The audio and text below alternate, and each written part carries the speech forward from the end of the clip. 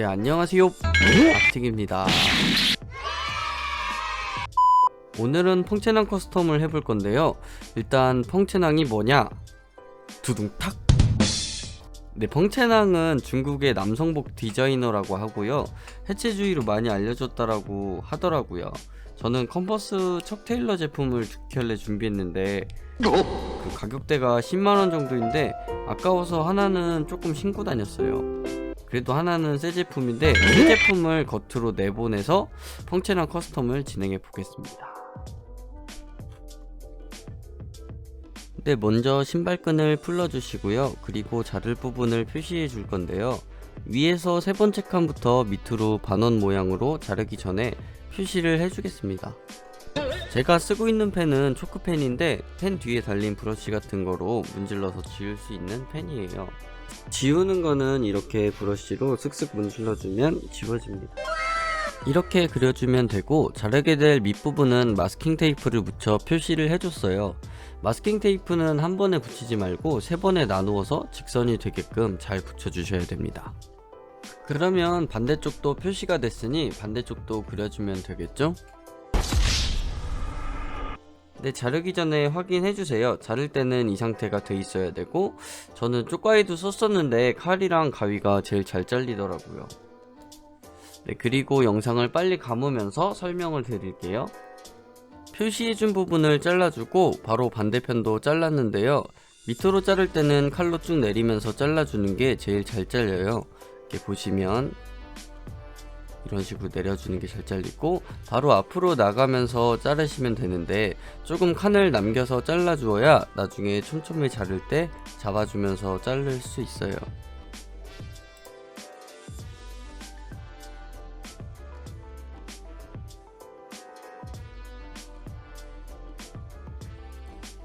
그리고 밑에 깔창을 빼주시고요. 파란색 부분 보이시죠?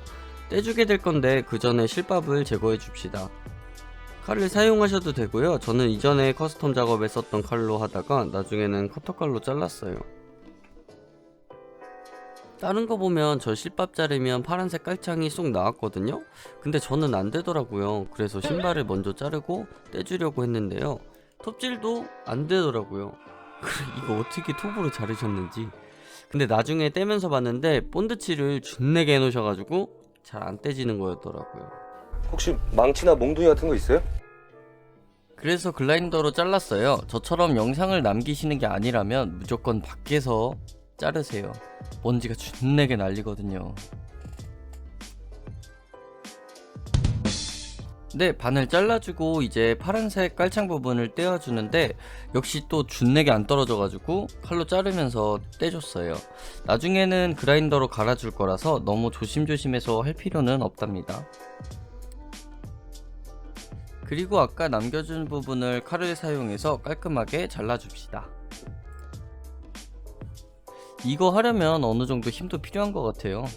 안감까지 다 제거를 해주고 이제 뒷부분도 똑같이 파란색 깔창을 떼주고요.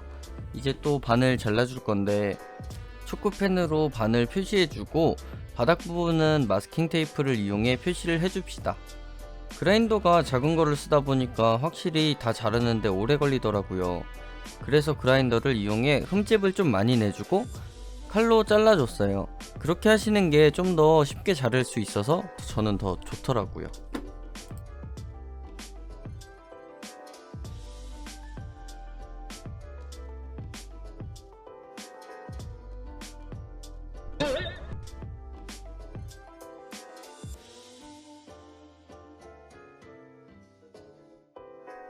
그리고 앞부분은 똑같이 마스킹 테이프로 표시를 해주시고 그라인더로 칼집을 내주시고 비 한 대시고 가 아니고 칼로 잘라주시면 돼요.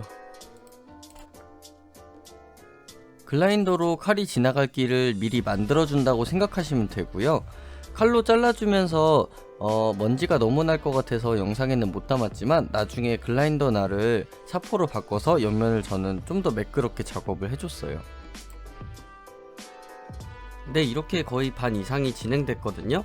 생각보다 별거 없죠. 완성되면 이런 모양이고 다음 단계로 가볼까요? 일단 잘린 단면으로 나오는 실드를 없애줄 건데요. 나일론으로 된 실이라 라이터로 깔끔하게 만들어 주시면 돼요. 그리고 벌어지는 부분들은 저는 뉴본드 110을 사용해서 붙였습니다.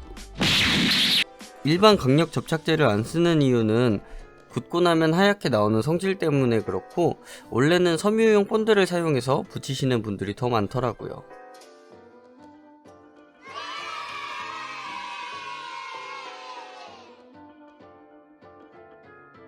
그리고 또 다음은 바느질인데요.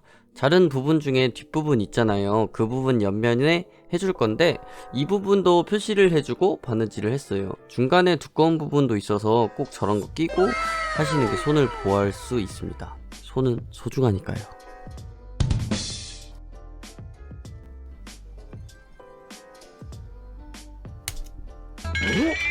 어? 바늘이 부러졌는데요? 바늘이? 어? 바늘이 부러졌는데? 아이씨. 예요. 너 사우나 갈 거면 집 들릴 거 아니야? 아니요, 바로 가려고요. 아이씨. 왜요? 집 들렸다가. 왜요? 아니, 너 집에 바늘이 있어 근데? 어떤 바늘이요? 바느질하는 바늘. 니들이 있어요. 아이.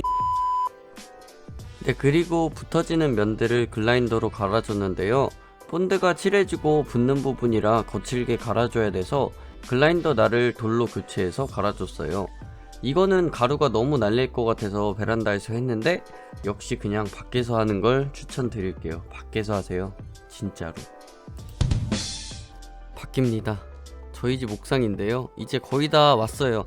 자른 면 말고 이제 붙여지는 신발 부분에서 붙는 데를 갈아줄 건데요. 자른 면들을 붙여서 표시를 해주고 이제 갈아줄게요.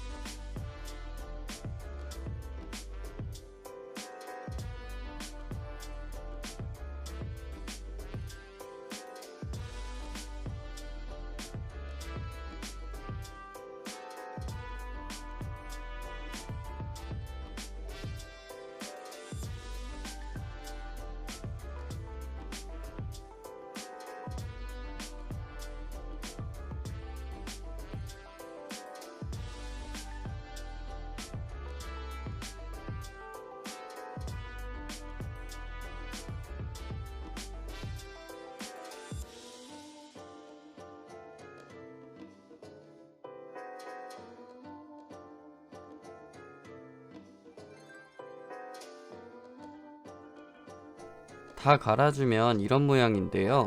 이제 구두를 닦는 브러쉬로 깨끗이 털어주고 닦아주고 본드칠을 해줄게요. 본드를 칠하기 전에 뒷부분에 아일렛을 달아줬어요. 아일렛은 뒷부분에 신발끈을 달아주려면 꼭 필요한 작업인데요. 이게 아일렛 펀칭기인데, 구멍을 뚫어주고 아일렛을 넣고 아일렛 펀칭기로 꾹 눌러주면 되고요. 저는 밑에서부터 2cm 간격으로 구멍을 뚫어서 작업을 했습니다.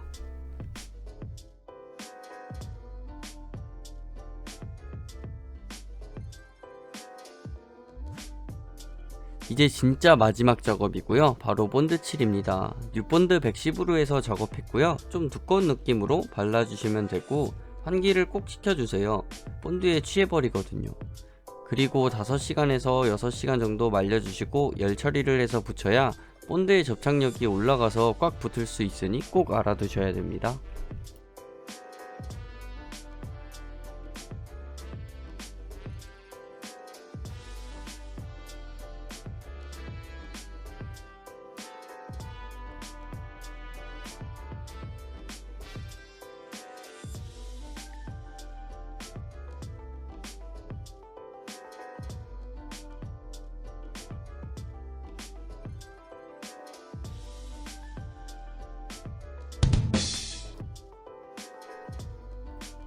여섯 시간 후 자다 일어나서 붙여줬는데요.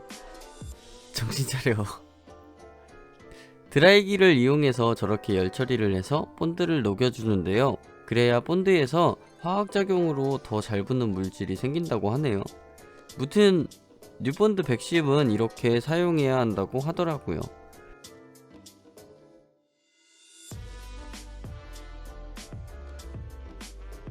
드라이기로 열 처리를 해서 꾹꾹 다 붙여주면 좀 더 두꺼운 마스킹 테이프로 칭칭 감으면서 더 압착을 시켜줍니다. 저는 이렇게 압착시킨 상태에서 이틀 정도 놔뒀고요. 여러분들은 끝나고 구독과 좋아요를 꼭 누를 거고요.